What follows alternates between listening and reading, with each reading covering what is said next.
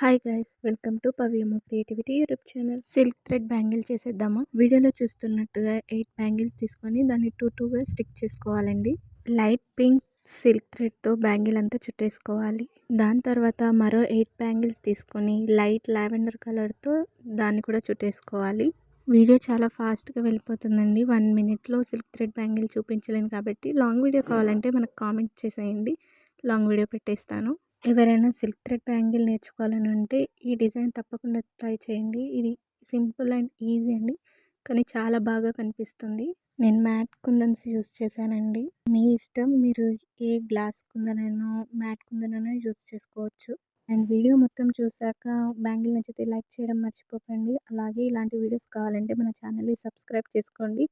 And full video కావాలంటే comment చేయండి. మీకు ఏ డౌట్ ఉన్నా కామెంట్ చేయండి, నేను రిప్లై ఇస్తాను. And thank you for watching. And subscribe చేసుకోవడం మర్చిపోకండి.